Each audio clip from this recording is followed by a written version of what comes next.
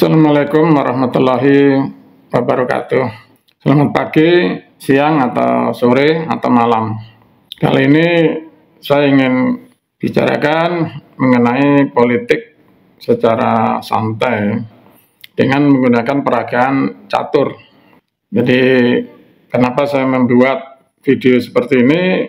Karena agak risau juga ya kalau nonton di media atau medsos itu hal-hal politik itu dibicarakan secara emosional gitu. Padahal politik itu seperti halnya catur, ini harus dimainkan dengan tenang, dibicarakan dengan tenang dan santun ya. Jadi di sini papan catur ini terdiri dari beberapa buah ya, macam buah. Jadi ini adalah raja ya, raja.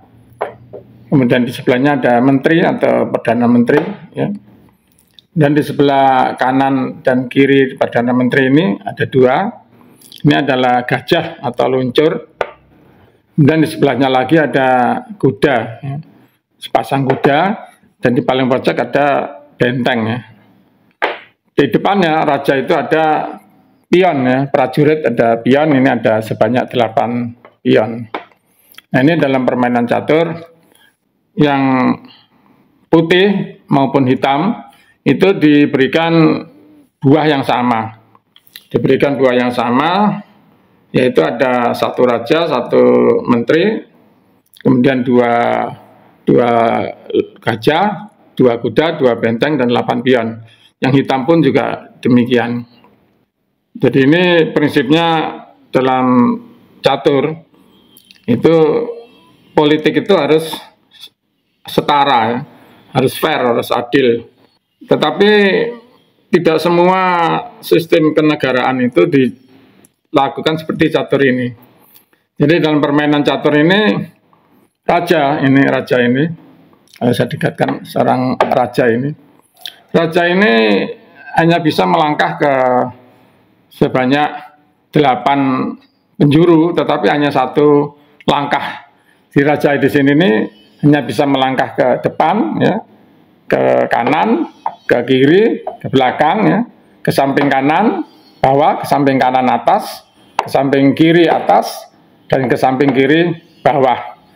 Jadi dia hanya bisa melangkah dengan 8 kemungkinan langkah. Jadi ini kita peragakan ya. Di sini kita peragakan masing-masing buah catur. Ini raja. Di luar raja itu ada yang disebut perdana menteri. Perdana menteri ini paling powerful. Menteri atau perdana menteri ini paling powerful. Dia bisa melangkah miring maupun tegak. Ya. Jadi dia bisa melangkah itu seperti raja satu langkah, tapi miring ini dia bisa sampai ke sana, bisa sampai ke sana. Dan juga di sini dia bisa melangkah ke belakang kiri juga ini, sampai sini dan kemudian sampai sini. Ya, kalau dia berada di tengah ini, dia bisa juga ke kanan bawah ini, ke kanan sampai ke ujung. Kemudian dari sini juga dia bisa melangkah ke sana, ke sana, ke sana, dan ke sana. Jadi menteri ini paling powerful.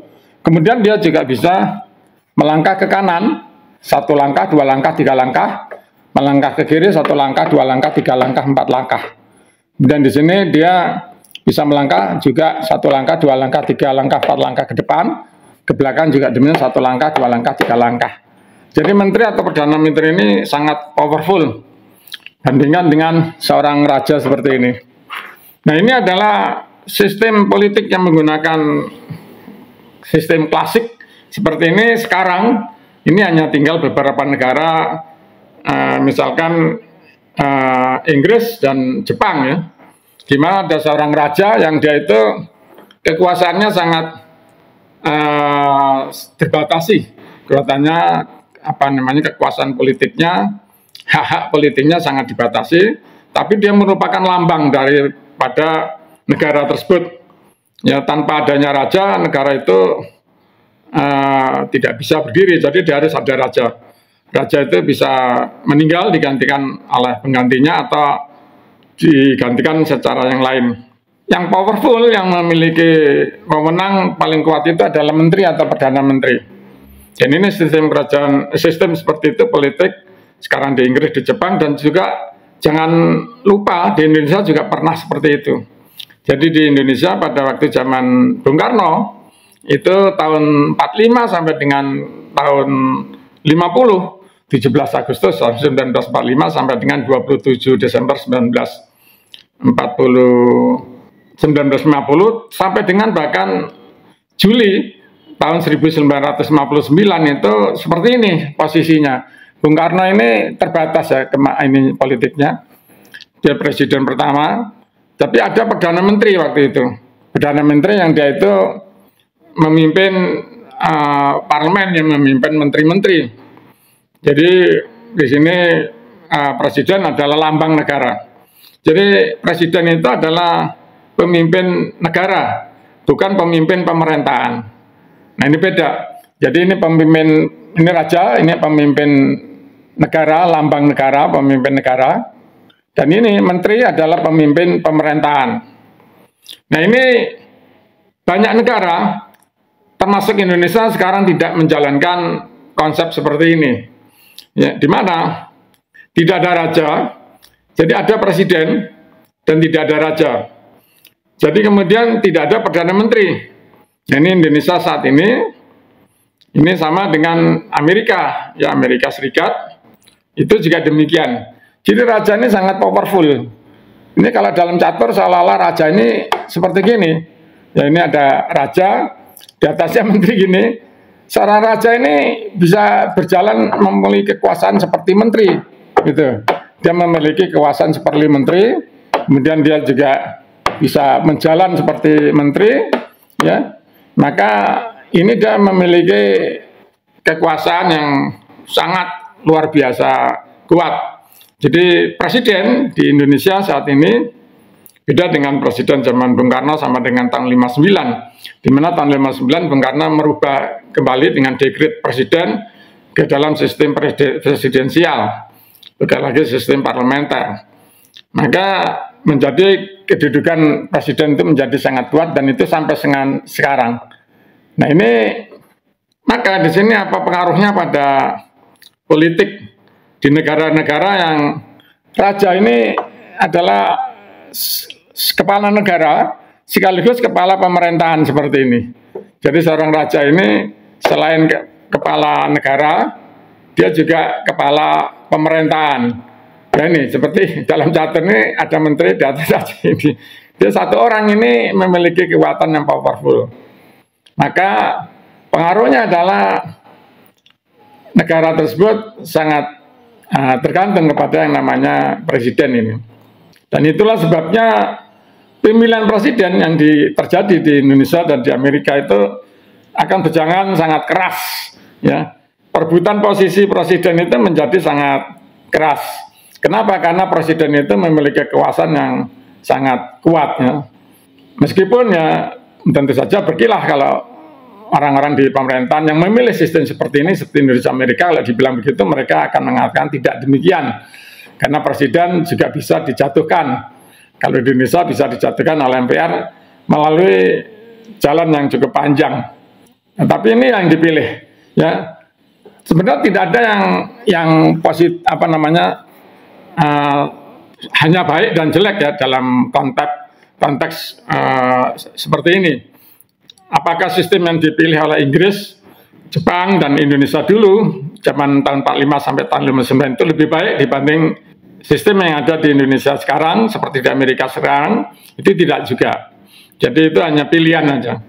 Dalam hidup itu kita memang harus memilih salah satu, tidak bisa memilih dua-duanya. Jadi itulah pilihannya. Tapi yang akan kita sampaikan hari ini dalam serial politik santai ya, hari ini itu adalah bahwa pengaruh daripada sistem kenegaraan, sistem politik yang kita pilih oleh orang Indonesia saat ini akan menyebabkan pertarungan menuju ke memilih seorang presiden itu menjadi sangat keras. Ya. Nah ini zaman Pak Harto itu disederhanakan masih sama dengan Undang-Undang Dasar 45, Presiden dipilih oleh MPR.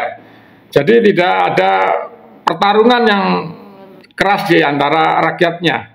Rakyat hanya memilih anggota DPR yang juga ada anggota MPR. Jadi MPR itulah yang kemudian bertarung untuk menentukan siapakah presidennya. Nah, ini pernah terjadi di zaman Orde Baru sampai dengan reformasi yang pertama, ya, pemilihan Gus Dur atau Abdurrahman Wahid itu berjalan seperti itu. Jadi kekerasan, tanda kutip ya, kekerasan politik itu tidak terjadi di rakyat, begitu. Nah, ini sistem yang dipilih di dalam Undang-Undang Dasar. Tetapi dalam sidang umum MPR-nya yang tahun setelah Presiden Megawati itu, ketika Gus Dur dan Presiden Megawati itu masih menjadi presiden, MPR merubah atau mengamandemen, ya, mengamandemen Undang-Undang Dasar sehingga sistemnya presiden dipilih langsung oleh rakyat. Akibatnya rakyat yang disuruh berantem. Jadi di sini ini saya sampaikan dengan santai bahwa kalau menurut saya pribadi, ya, itu saya sebagai rakyat dan yang lain yang 260 juta rakyat yang lain itu tidak perlulah kita ikut-ikutan bertengkar, karena siapapun yang jadi presiden, kalau ada capres, ada pemilihan presiden, ada pilpres, kita sebelum memilih dan pada saat memilih dan sesudah dipilih kita tetap seorang rakyat. Gitu. Jadi kita tetap dalam permain catur ini adalah pian-pian ini. Kita tetap adalah pian-pian ini. Jadi kita hanya tetap pion, ya, di mana pion ini hanya bisa maju, ya, tidak bisa mundur, ya, tidak bisa berjalan ke samping. Pion ini hanya bisa berjalan maju satu langkah, satu langkah, satu langkah. Kecualian kalau ada buah lawan yang ada di titik miring, pion ini bisa makan. Ya. Jadi di sini begini. Ini kita ini rakyat, ya. Nah, tetapi rakyat juga punya kesempatan kalau kita bisa maju terus sampai ke ujung. Namanya promosi. Maka kita bisa berubah posisi kita menjadi Perdana Menteri, ya, atau menjadi benteng, ya, kita promosi menjadi benteng, atau menjadi kuda misalkan. Ya, itu terserah kepada raja, terserah kepada pemain caturnya atau kingmaker dalam politik. Kita kalau promosi akan jadi apa rakyat itu. Tapi kalau kita tidak promosi, itu nasib seorang rakyat itu bisa hanya jadi dikorban-korbankan saja, gitu. Jadi kita ini saya pasang kembali, ya, catur ini. Ini kita bisa hanya dikorban-korbankan saja. Jadi kita bisa maju, misalkan kita di sini ada pion lawan di sini misalkan, ini kita bisa disuruh maju ke sini. Ini hanya untuk dimakan oleh di sini. Jadi itulah nasib seorang rakyat. Jadi ini cukup saya kira untuk seri pertama politik catur santai ini saya sampaikan. Pada intinya pesan yang ingin saya sampaikan adalah dari rakyat untuk rakyat, santai dan tenang menghadapi politik pemilihan presiden, pemilihan DPR yang ada di negeri ini. Baik, terima kasih atas perhatiannya. Mohon maaf atas segala kekurangan. Wassalamualaikum warahmatullahi wabarakatuh.